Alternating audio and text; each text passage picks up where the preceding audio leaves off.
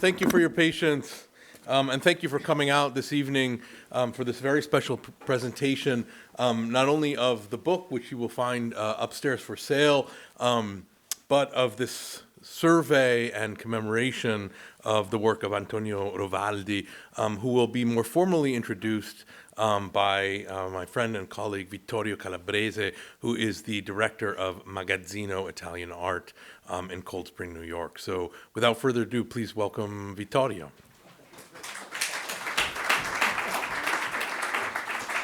Thank you, Ara, for the introduction. I also want to thank Stefano Albertini and the staff of Casa Italiana, Zerilli-Marimò, for hosting us tonight. As you say, my name is Vittorio Calabrese. I'm the director of Magazzino Italian Art Foundation in Cold Spring. I also need, and I'm happy and I'm actually proud to thank Lorenzo Giusti and Cristina Rota at GAMeC in Bergamo, as well as the Italian Council and Direzione Generale Creatività Contemporanea, Harvard University Graduate School of Design, and the Kunstmuseum St. Gallen that are the main partners in this project.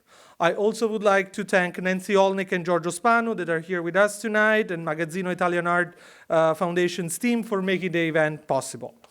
It is Magazzino's mission to provide a platform for contemporary artists to present their works in the United States, and Casa Italiana Zerilli-Marimò could have not been a better place to introduce Antonio Rovaldi's recent artistic project.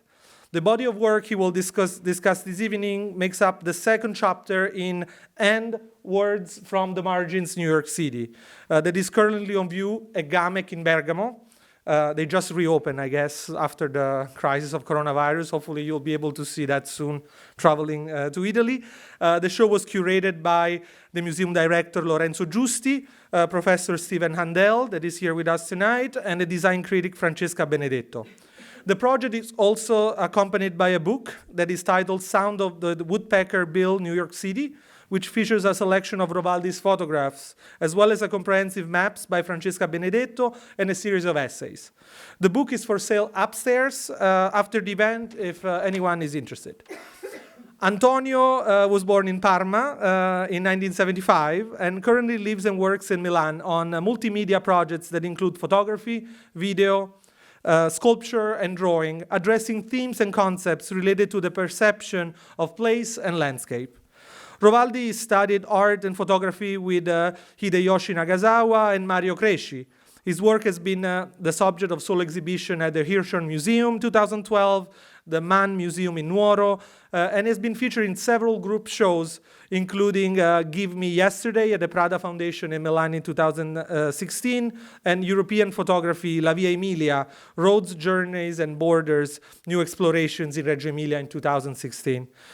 Antonio has been published a number of monographic books as well, accompanying his work, as you'll see in this project as well.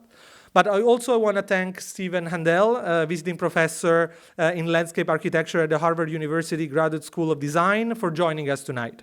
Professor Handel researches potential ways of restoring animal and plant communities by adding sustainable ecological services, biodiversity, and amenities to the landscape. He has explored pollination, seed dispersals, plant population growth, ecological genetics, and most recently, ecological solutions for urban and heavily degraded lands. In addition to his GSD appointment, he's a distinguished professor of ecology and evolution at Rutgers University. Previously, he was a biology professor and director of the Marsh Botanic Garden at Yale University, visiting professor at Stockholm University, and research scholar at Macquarie University in Sydney, Australia. You'll hear from him later as well. But now I'm proud to present the artist Antonio Rovaldi.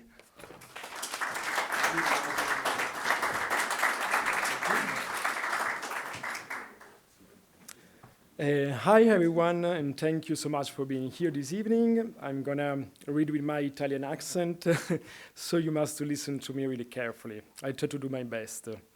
So thanks again for your attention.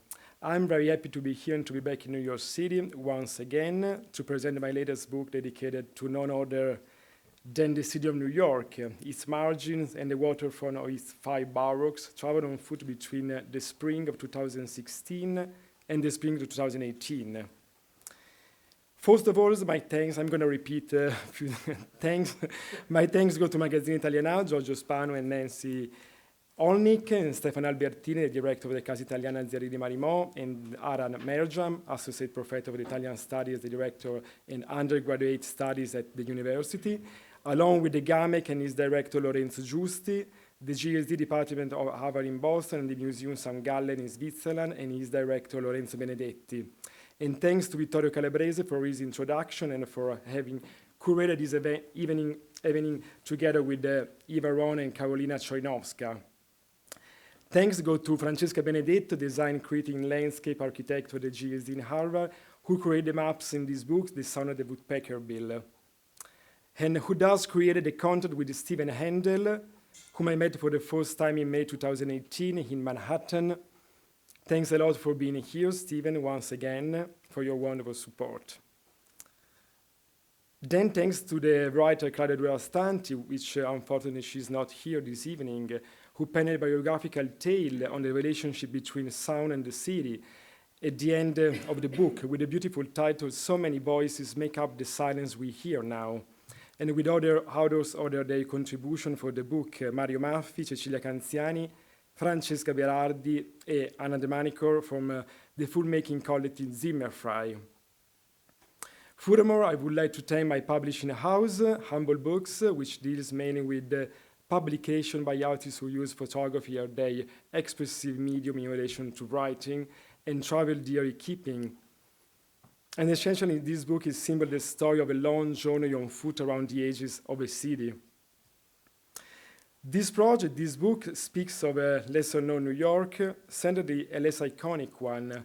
It speaks of tracing its waterfront on foot, and I hope it managed to evoke a more unfamiliar face of the city, of those readers who are curious enough to go beyond the most beaten line of the city borders, that to this day are often hidden behind nets and fences, areas that are still difficult to reach, especially for the inhabitants from many neighborhoods.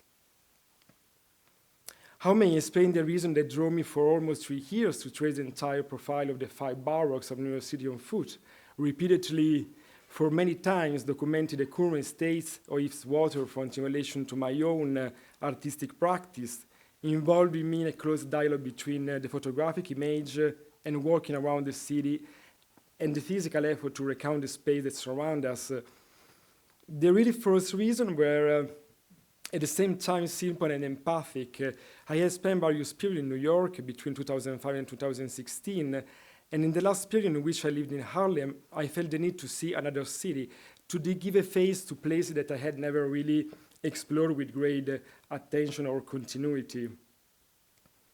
A face lying on the edge of a city that I already knew, yet a less familiar face, and in some respect, one more taken for granted, more worn down than the vertical city that everyone knows, the one made up of skyscraper and stretches of concrete, of rare empty spaces, in a grid in which it is almost impossible to get lost.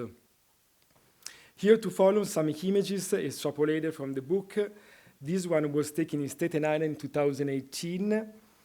For me, this photograph perfectly expresses the meaning of the whole book. In the last few centimeters of concrete in the city, before it ends up in the water, nature regains its rightful space and is reborn. And also this one in Queens, and those in the Bronx. Basically, I wanted to see a city that I had never seen before, and I wanted to do so on foot, at a slow pace, that of my body in relation to the artistic practice closest to me, photography, as I look at the places repeatedly over a long time, always with the overall picture in mind, and always in a constant state of change. The maps that Francesca Benedetto produced for the book, tracing the stops along my journey around the edge of the city, not only question my progression along a line dotted by continuous breaks, but withdraw the city itself through a reflection that bridges time past, present, and future. Those pics I made at the Floyd Bennett Field in Brooklyn in 2017. The airport originally hosted commercial and general aviation traffic before being used as a naval air station. Bennett Field is currently part of the Gateway National Recreation Area's Jamaica Bay unit. And this is one of the 10 portraits that I took of November the 3rd, 2017, of Charles Q, a biker from the Bronx. Once I had taken these photographs, Charles got back on his chopper and fell off shortly afterwards, leaving a long skid mark along the asphalt. Charles looked like the first man on the moon, or the last one. His body was wrapped with the sharp studs, but his voice was very sweet and kind, beyond his appearance as a Bronx warrior.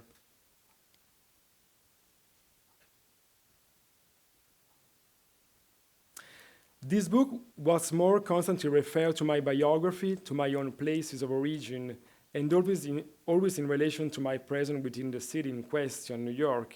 That's why every now and then among the pages questions appear. These are all questions referring to my artistic practice, as if I, during my walking around the city, was being interviewed by an imaginary interlocutor, step after step, on the sense of my being there in that precise moment and why I feel the need to translate into images and words, and thus into a biographical account, the experience of places encountered firsthand in physical terms.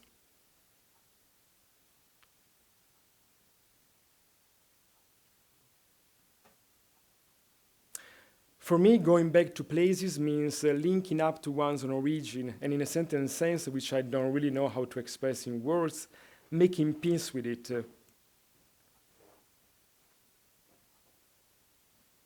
But the main question that always found within the pages of this book, which is again the same one I ask every time I approach the completion of a project on a large geographical scale, is where do I come from, where am I going, and what speed? The same question that I asked myself during the physical and photographic project titled Orizzonte in Italia, Horizon in Italy, that I made between 2011 and 2015. In that case, just to give you another quick example of my photographic practice in relation to the physical effort and geography, I ride with my bike the entire circumferences of the Italian peninsula to photograph day after day for almost 3 months the line of the horizon. These pics was made at Fondazione Prado Osservatorio in Milano during the show Give Me Yesterday, curated by Francesco Zanotto, a group show based on the relation between the photographs and diary keeping process. Fall 23 feet with bicycle, saved by seaweed. This is a really classic news from the newspaper in south of Italy. Here was in Puglia, and apparently I was saved by the seaweed, so I continued my tour on my way back north. Here my photographic list made day after day in order to remember every single stops I made during my way, engraved on the brass paper. And here the book Orizzonte in Italia. But let's go back to the New York City waterfronts. Obviously, the whole path is like the project Orizzonte in Italia, is a constellation of heroes and a continuous mid-adventures in attempt to find a way home day after day back to the place where everything starts from and from which this study may be elaborated. At the start, the title of the book I had in mind was Another City. The sound of the Woodpecker Bill came later on, and I believe that it's really an aftershock of a performance and video project that I produced in 2009 with Michael Hofner, an Austrian artist and friend, a tireless walker, when we were together on a resident at the ICP, the Artist Space and the Curatorial Program in Brooklyn. Michael and I decided to walk along the section of Broadway that crossed the whole of Manhattan, he without seeing and I without hearing, from Wall Street to Inwood Park at the end of the island, Shoracapok, as the Native Americans call it. When we reached the end of the island on foot, we sat down among the trees in the park, fanned by the cool air of the trees from which the sound of the woodpecker could be heard, shooting us in our exhaustion after having walked for 7 hours in a row along the most chaotic and garish street in the city. I would never have thought that walking around such a dense concrete jungle as New York City would have led me to reflect profoundly on the meaning of belonging to a place. And even less would I have imagined focusing with such awe and the flora and fauna which this city is completely surrounded by, and thanks to which it continues to try to reinvent itself and rebuild in the attempt to survive throughout times. Scusate. Sorry. And even level with image focusing sorry, I already read it. The spaces caused and then documented to the images, words, and maps in this book are live spaces, where a rebirth of the city really would be possible if any inhabitants of these neighborhoods were placed in contact with greater awareness of being the real protagonists of the future of the city. In its own little way, I hope these books manage to broaden people's perception of this city, silently hinting at a more rarefied face, and which may also serve as a working tool for artists, photographers, architects, or any reader curious to go beyond the immediate facade of places, possible trying to get lost in it. Because it's only by getting lost in places that it's possible to find new direction and perhaps trigger political change. Before handing over to Stephen Handel, I'd like to quickly show you a few images from the exhibition I held thanks to the Italian Council, which in a certain sense tears the book apart and put it back together again. Let's start with the first at the Landscape Department at Harvard, which opened in November 2018 in the department library spaces, a very nice venue and the place most frequented by faculty students. It's where they stop off to look the books, study, take a coffee break, looking out at the big windows and the people going past. On this first stage, we opted to set up a wall of images inside the library in dialogue with the maps by Francesca Benedetto. This map then spread all the way along the facade of windows in the department, with windows decor that lit up and went dark to the presence of natural light. And when the curtains of the room would come down, the maps and the list of my walks were projected into them, generating other ephemeral geographies.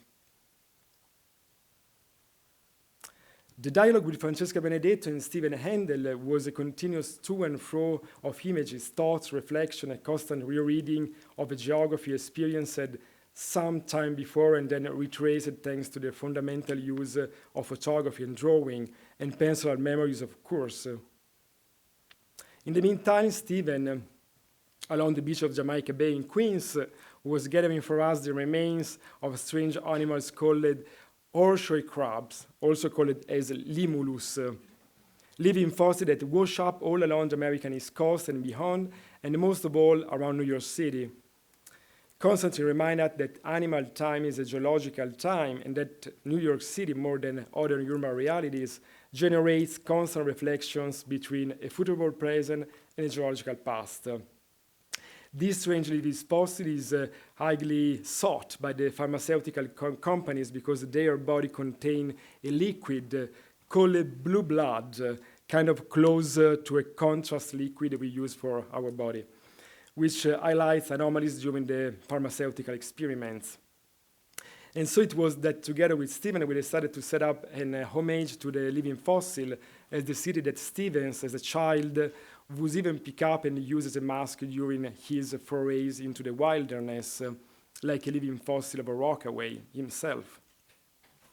These animals that I always came across along the edge of the city, there are in many ways the symbol of this project and the book, are the perfect protagonists of this story told in words, drawings, images, and sound, because their shapes has never changed over the geological eras. This is a small piece titled Dear Karen that I made last December here in the city. It's not part of the production of the Italian Council Prize, but to me is a wonderful and condensed example of the stronger relationship between nature and the landscape architecture. It's dedicated to steps carved into a large Central Park rock and to Carrie Schiff as well, an art critic friend of mine who suggested me to try to find those steps in the park because there is no indication about them in the park, so not so many people knows about it. During the 1972, the land artist Robert Smithson from New Jersey made a series of pictures inside the Central Park because he wanted to document those points in the park where the relation between man's artifact and nature was evident and mimetic at the same time.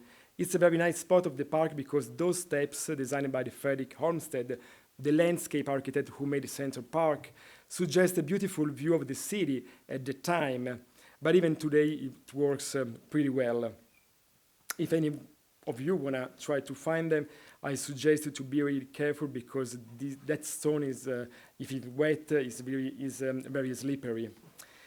This, for me, is a good example of how we all always, within an ecosystem of science, move inside the city, developing small orientation strategies, the reading of maps and signs inside it, the oral narratives of other people, the path that others have done before us. The second stage of the exhibition was in Bergamo, in Italy, in the GAMeC. 60 analogical photographs chosen from among the very many that make up the book, all in black and white.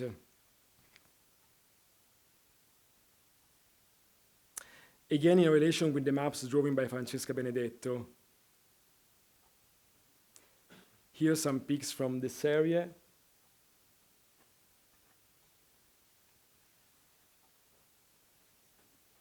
In this case, I decided to redraw a grid on the wall as to partially reconstruct an apparent order of this big geography.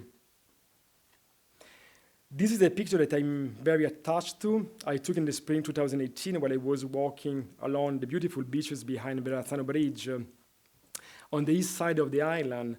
In the distance, you can see Hoffman Island in the lower New York Bay off the South Beach. Around the turn of the 20th century, Hoffman Island was used as a quarantine station, housing immigrants who, upon their arrival at the immigrant inspection station at the nearby Ellis Island, show symptoms of contagious disease.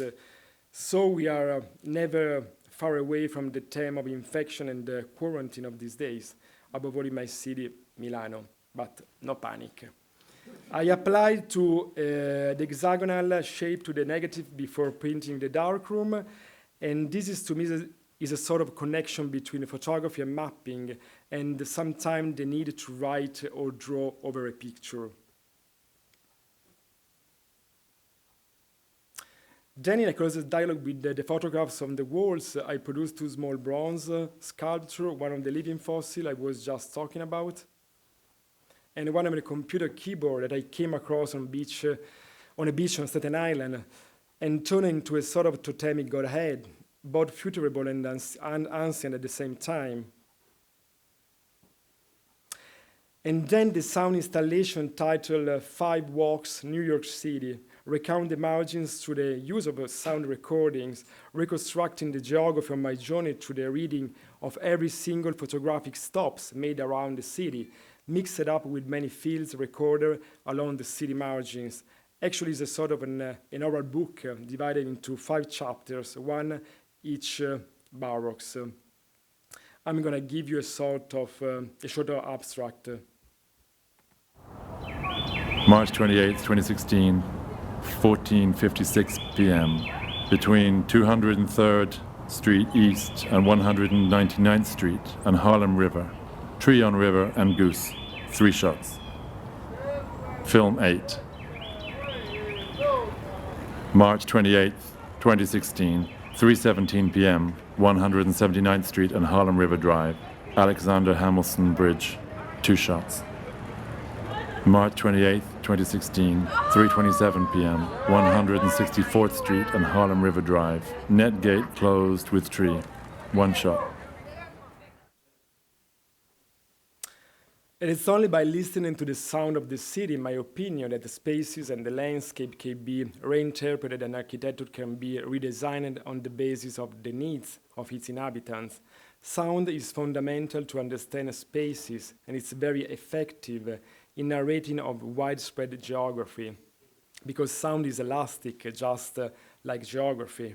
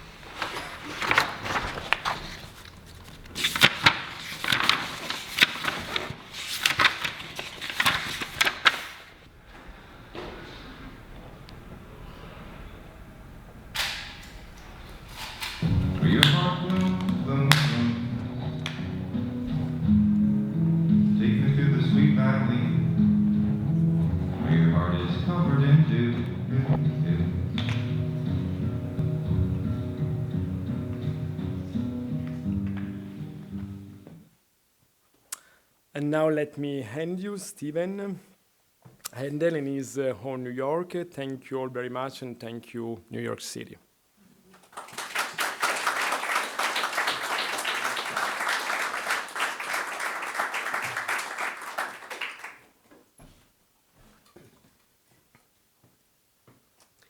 Thank you, Antonio.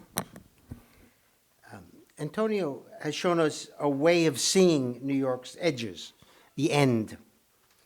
We each experience our landscapes in different ways. My story at the end has had two chapters. The first one was when I was raised in Far Rockaway, the ocean end of the city, and that story is a chapter in Antonio's book. It's a story about how a landscape around a boy can inspire and mold a life. From the experiences in the Rockaway, I became a plant ecologist, studying the structure of the natural world. Eventually, as a professor, I returned to the end to see what I could do to improve it. This second chapter of my life at the end is what I'd like to tell you about this evening.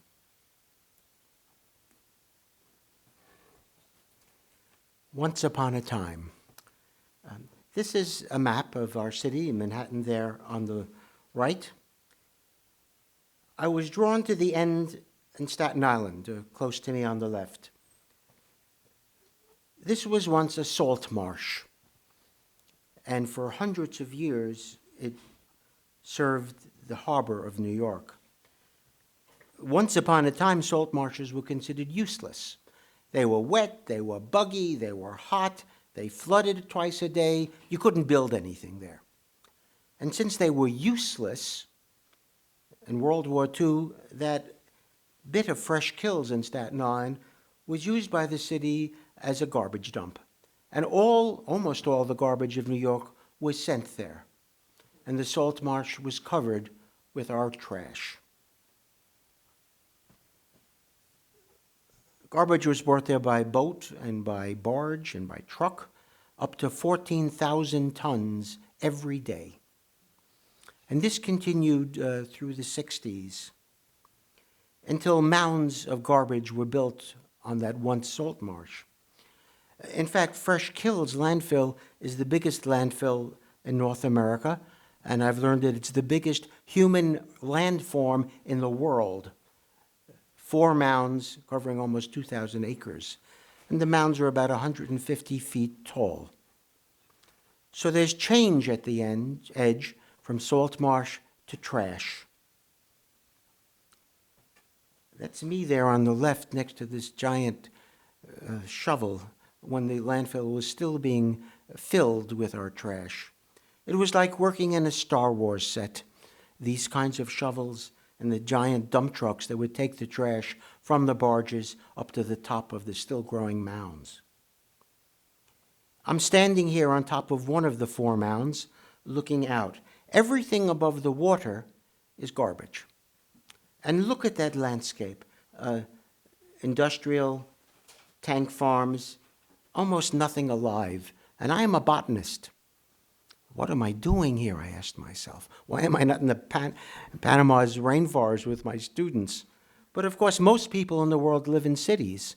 And I said, well, if most people live in cities, what can we do to improve these habitats? New York, like every other city, needs more open space. This was 2,000 acres. Could I do something with my training to improve it for all of us? Fresh Kills is not that far, of course, from Manhattan, and even from the tops of the mounds, you could see the skyline in the distance. Even though most of the salt marsh was gone, still a little left near the waterways, what could be done to add back to its natural capital, the values that nature holds for us? When the engineers finish with the garbage, this is what the landfill looks like.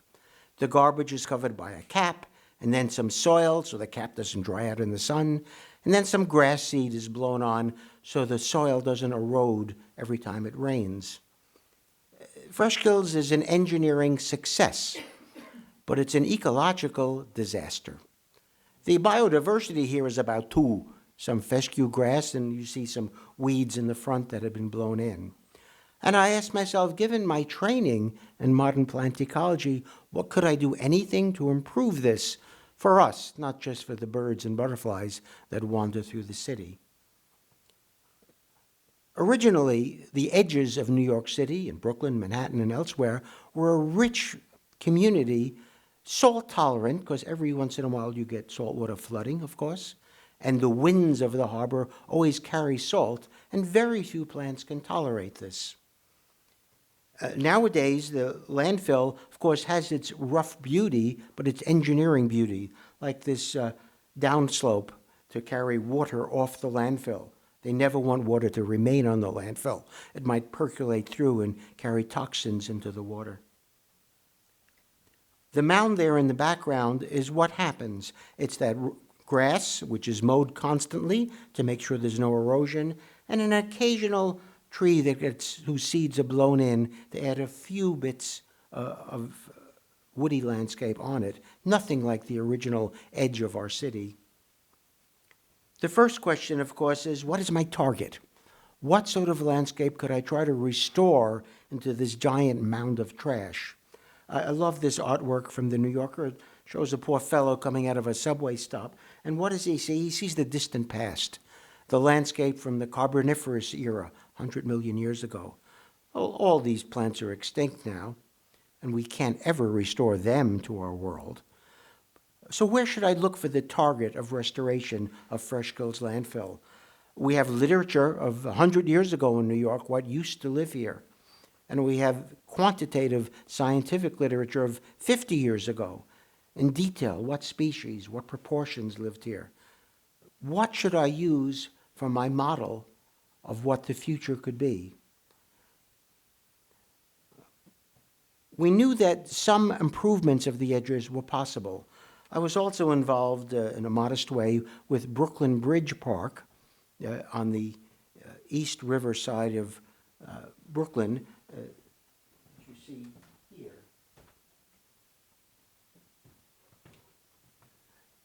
That was a commercial landscape for hundreds of years. Sailing boats would come in and then steamships bringing produce from around the world, and it was trucked out to the people of the broad city. But eventually, of course, we now have container ships, which are huge, which require railroads and large roads, and this part of Brooklyn just simply wasn't big enough for commerce anymore, and that great port failed. Neither the city nor the state could make any money there. This was that waterfront at the beginning of our project with Brooklyn Bridge there in the background. There's nothing alive here. Everything is asphalt and concrete and riprap rocks. Even the bottom of the East River here has been scraped clean and flat so that the bottoms of the old wooden sailing boats wouldn't be damaged by rocks. What could we do as ecologists to take this rough and now abandoned landscape and make it useful for us?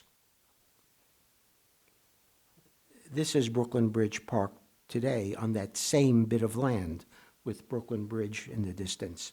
Working with the wonderful landscape architects of Michael van Valkenburg Associates, we designed a new park that brought back some of the natural heritage of the edge of Brooklyn.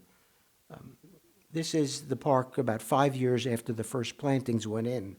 A hedge of native plants that can tolerate the salty winds of the harbor, water from the streets of Brooklyn, which are pumped into this pond where its water is cleaned by the wetland plants that suck off the pollutants, and then the water is held in cisterns, underground tanks, and is used to water the vast park itself.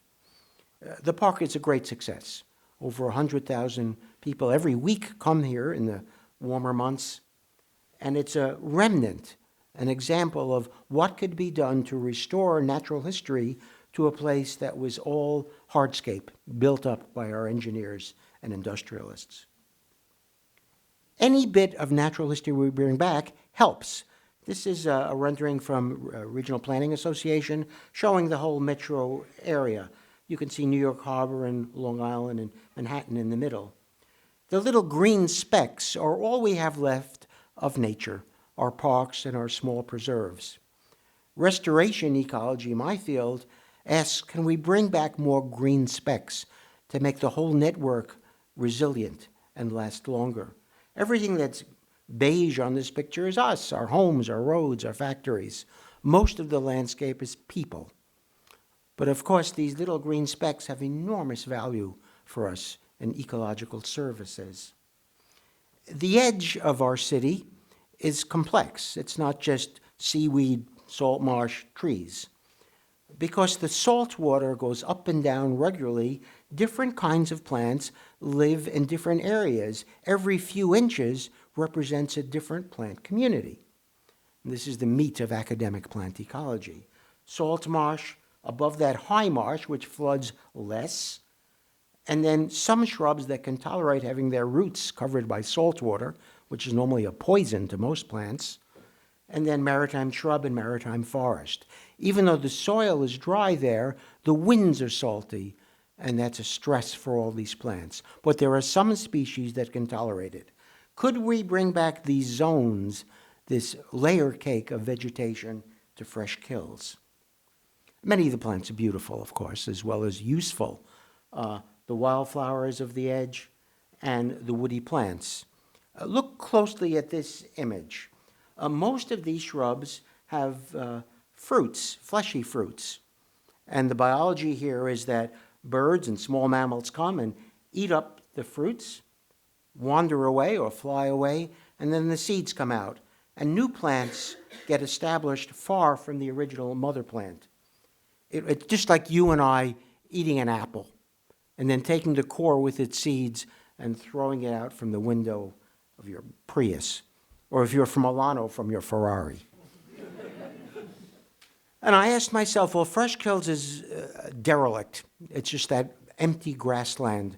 Could we get this link in nature to come back, getting animals to bring in seed from elsewhere to build the structure and to build the diversity that once was on the land that is now Fresh Kills landfill?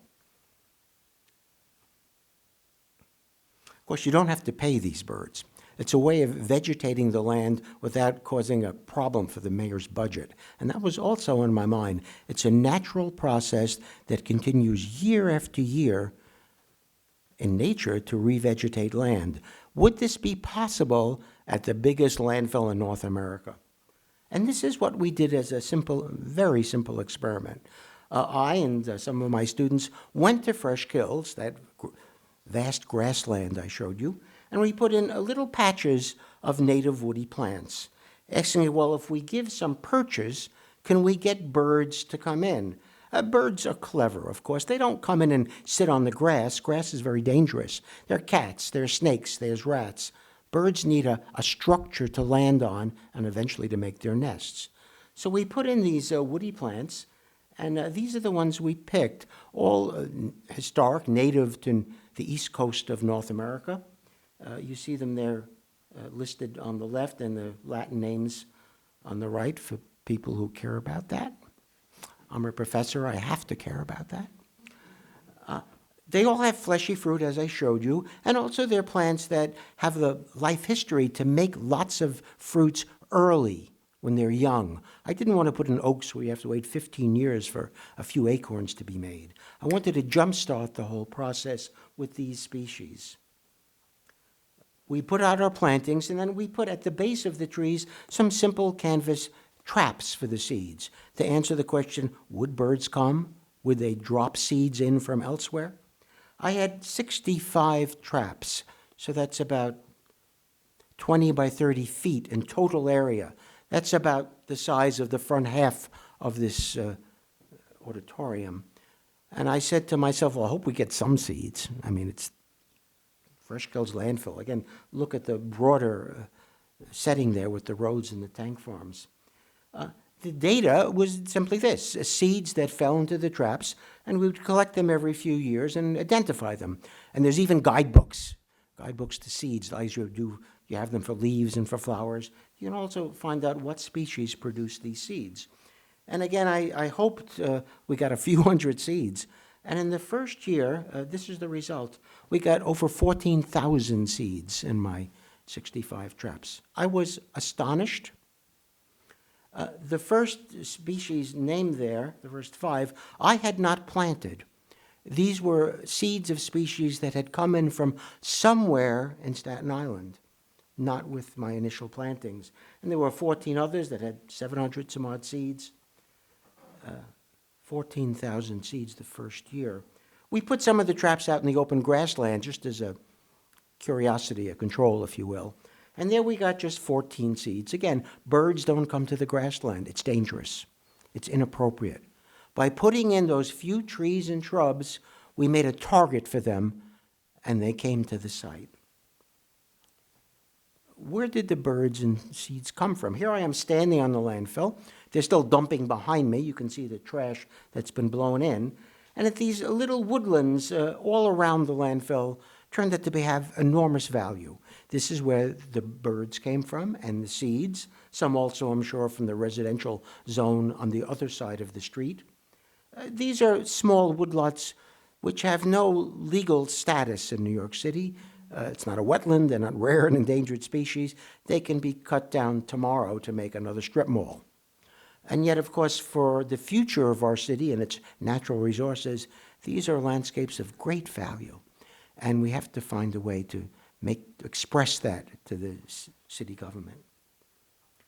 Knowing that seeds could come in abundance from somewhere in the surrounding city, we asked the next question.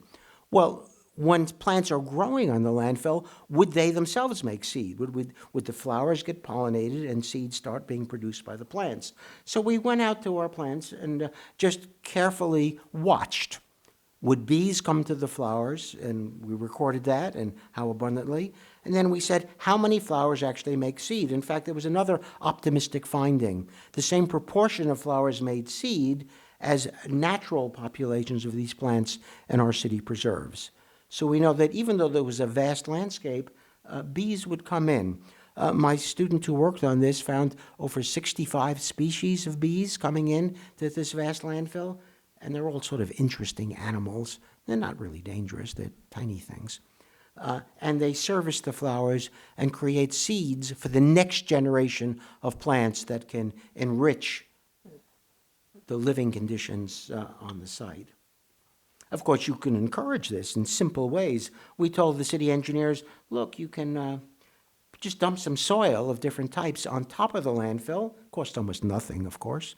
And this is the kind of land that bees like to nest in to lay their eggs for the more bees. They don't like to dig in the grassland because the roots are so dense, it's hard for the little critters to dig holes. So this is a simple way to increase the favorability of the land for little beneficial insects that we rely on to make the seeds of the future. Well, about 8 years after my plantings, we went back, and of course they had grown out. All the plants were bigger, they had grown out in width, and from the road, if you looked at this, you'd say, it must be an abandoned farm, and there's a little woodlot that's developing. It certainly doesn't look like the largest trash dump in North America. Freshfields has continued to be thought about and developed. This is a master plan, a sketch of what's going to happen to the 4 great mounds of the once garbage dump. This was a plan done by James Corner Field Ops. That's the company that did the High Line here in Manhattan. And they also spent time thinking about what's possible. Based on our experiments, they know that trees and shrubs can grow here. Seeds will come in, seeds will be made. The dark green in this image shows where they're projecting woodlands, and the lighter greens are meadows of those wildflowers I showed you. Down here in the left will be a memorial forest for the victims of 9/11. In fact, when the towers went down, the trash from Lower Manhattan was brought here and dumped at Fresh Kills. Of course, with the trash were the ashes of 3,000 people. So this is a sacred site in Staten Island, and it had to be dealt with great care. And the memorial on top, as you see, mimics the shape of the old towers, and they point to the end of Manhattan where the tragedy occurred. So what was landfill will become a rich natural area, part of it of great social value for the city, as well as ecological value. It's not my role here this evening to say this is easy. There are constraints, there are problems in bringing back nature to the edge of New York, to change the story from salt marsh to garbage to new nature. Change at the edge, similar to the kinds of changes that Antonio showed you in his beautiful sequence of slides. Beauty in the eye of the beholder. Not everybody likes nature. There's great fear of nature, particularly with city folks who are isolated from nature. Bugs bite, you can get diseases from tick bites, muggers hide behind trees. I've heard it all in my work. It takes time to get people to understand the value of nature, how it cleans the air, cleans the water, generates new soil, and of course gives us solace, mental health, protection against the tensions of modern life. This takes time. Different strokes for different folks. Given a big bit of empty land, I come in and say, I want to bring back nature. And there's someone right behind me saying, no, we need more soccer fields in Staten Island. And someone behind them saying, we can build houses here and get some rateable property. And someone else saying, another strip mall. We need another pizzeria in Staten Island. Different strokes. And this is a fair political debate, isn't it? What do we do with our land? What's the proper land use? And we spend much time saying, nature's not just pretty, nature is valuable. And we have to recognize that, as well as those other built landscapes. The numbers game. Many of the landscapes available to us to change at the end are small. And different kinds of natural communities can't live in small areas.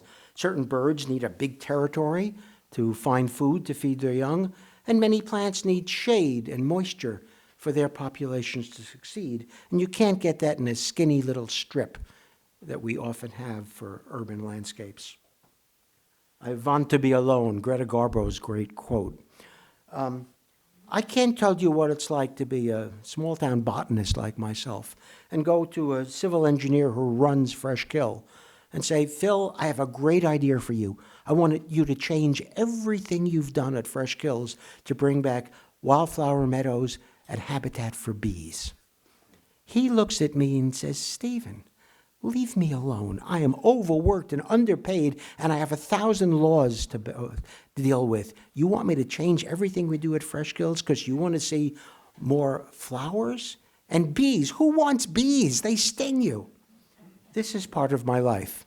It's going from a lab scientist to working in the public realm and trying to get people to understand new values instead of just old land uses. And finally, Here Comes the Sun, the Beatles' great song. We live in a world of rapidly changing climate, as you all know. Restoring nature to the city means we have to think about today, but also about the future. What plans can I start installing that will live 20, 40, 60 years from now when New York City is hotter and probably drier? It's a very difficult target to deal with. And yet, if we want the advantage of nature, those ecological services, we have to think about that change also. Well, for all the problems, there's opportunities at the end. It's not just the rough, undesigned landscape Antonio showed you in detail. We can restore the natural heritage of the land to give us a sense of place and the beauties of New York City beyond the skyscrapers and art galleries. We can restore ecological functions to cool and clean the air. You know, when New York decided to add many more street trees, they didn't do it because they liked birds singing. They did it to clean the air so kids would have less asthma. Tree leaves cut particulates out of the air. Everything I do also improves biodiversity in surrounding lands. Every tree that I plant, every wildflower, has seeds which can be carried out to enrich other areas of our city. These nature parks also bring us science education and places where you can study math and take photographs and write poems. It's a way of cheaply increasing our educational resources. And of course, research, learning, as I've tried to do, what we can do to improve nature in our great urban centers as the world becomes urbanized. And finally, resiliency. We know the landscape is changing and our climate is changing. The more natural areas, the more species we can have around us, the greater our landscapes will stay alive and serve us in the future. That's another way of looking at the ends of New York, and it's one that I've had such pleasure working on. And of course, working with Antonio, we now see other ways we can think about the end as parts of our city beyond Times Square and Park Slope. Thank you all.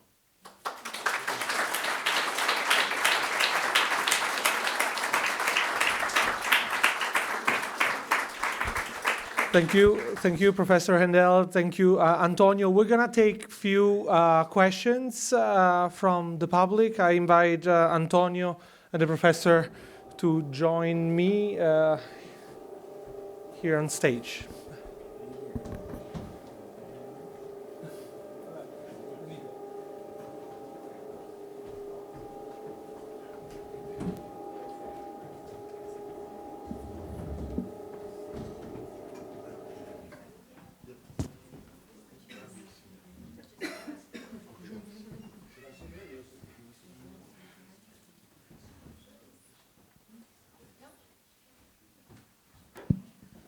I sometimes tell people, since I'm a New Yorker, I don't have an accent, not like my Italian friends. You have it. You have it. Any questions that you'd like to give to Antonio?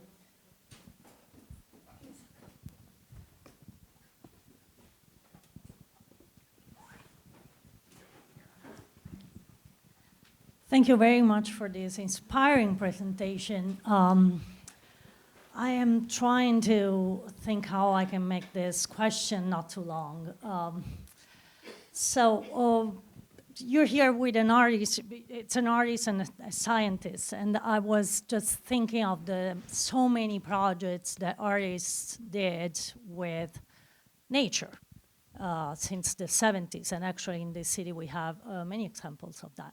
So I was wondering if there is any project in Fresh Kills to involve artists and maybe local artists that already worked with landfills and those kind of environmental issues. Yes, of course. Again, it's a vast landscape, over 2,000 acres. The mayor has lots of uses for his money. And he's not really interested in doing a high design landscape here. That's why my natural processes are of interest to the city's Parks Department. There have been some artists involved for a long time. Meryl Euclides, a name some of you know, has been involved here for many years. Her title is Artist in Residence for the Department of Sanitation of New York City. An amazing title. And she's, dare I say, a brilliant woman who's done various installations, continuing, of ways of interpreting this landscape for the people of the city. There's many other opportunities. We have the great mounds, but there's also flat areas, the staging grounds for the old machines, which can be used for sculpture gardens and so on. It's a tremendous opportunity. The new administrator of Fresh Kills Park, as it's now called, Eloise Hirsch is actively trying to get members of the artistic community involved to build a richness to this landscape.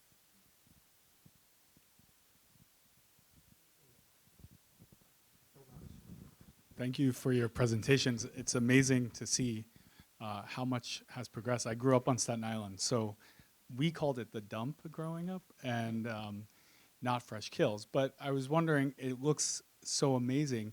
What's the soil content like? Has the soil analysis been done? And Oh, endlessly. yeah. I'll answer you quickly. The garbage is covered by a cap of clay or plastic, and then about 2 feet of soil is put on top. And it's a rough soil. It's clean, no construction debris. But it was meant just to cover the cap and support grass, which is very tolerant of poor soil. To build a forest back, we need to enrich the soil. And that will happen over time as the organic matter of my trees and shrubs falls to the ground and rots, the soil slowly gets enriched. But in the short term, the soil is a constraint on many new plants coming up. But that will change over time. One, today is an election day in many parts of the country. A very short story. Freshkills Dump was hated, as you know, by the people of Staten Island. It was smelly, it was an embarrassment. Staten Island is where the garbage of New York went. And there was a guy who ran for mayor named Giuliani. And he said, if you elect me, I'll close the dump. When Giuliani ran the first time, he lost 4 boroughs to the Democratic candidate, but he won Staten Island by a huge amount, and that's what made him mayor. And he closed the dump.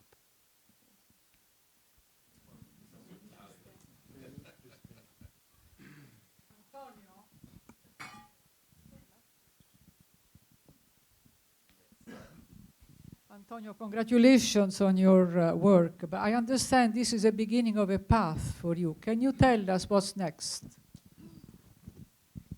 I don't know if I have an answer for this question, because it's just,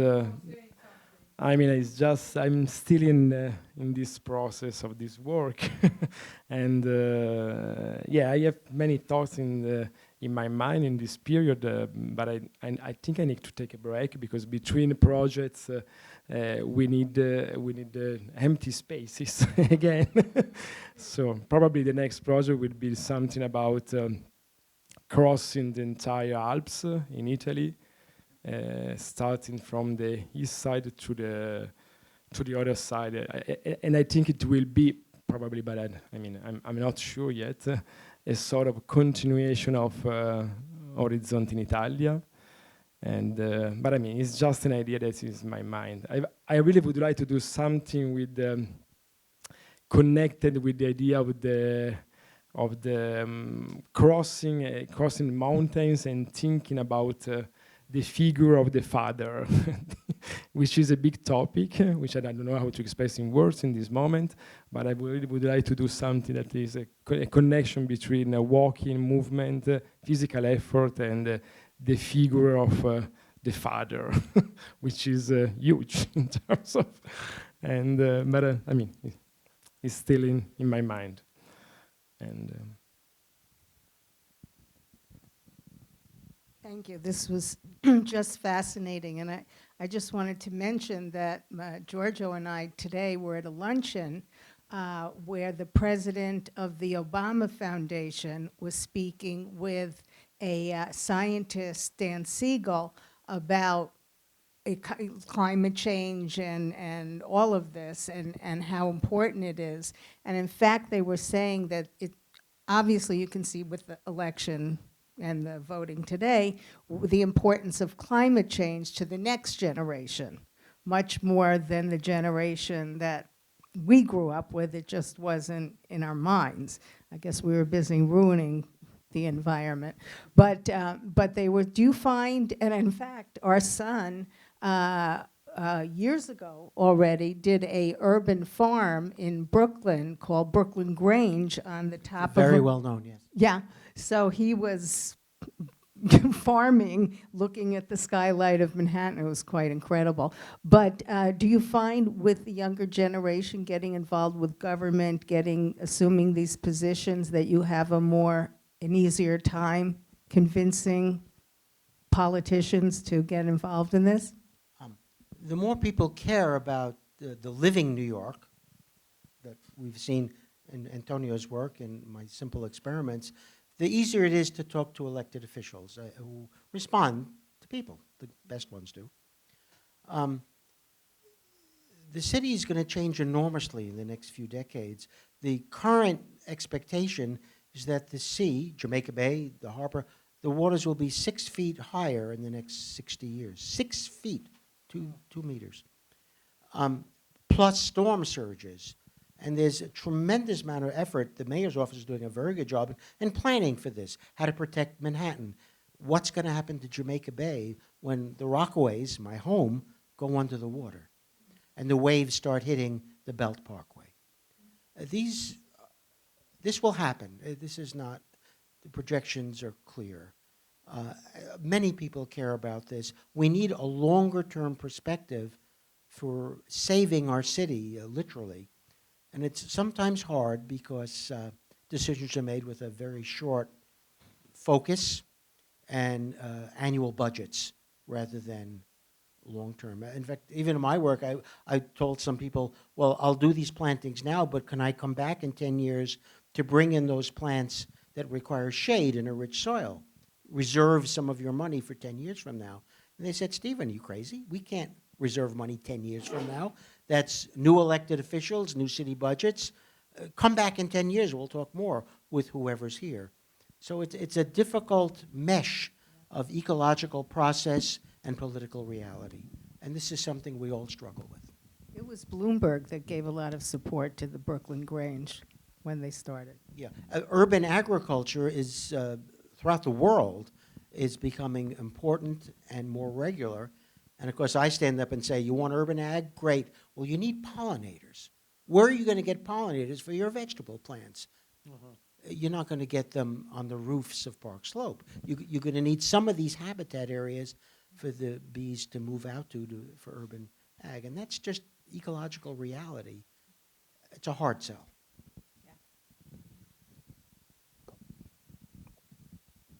Yeah, a question for Antonio. Congratulations on this project.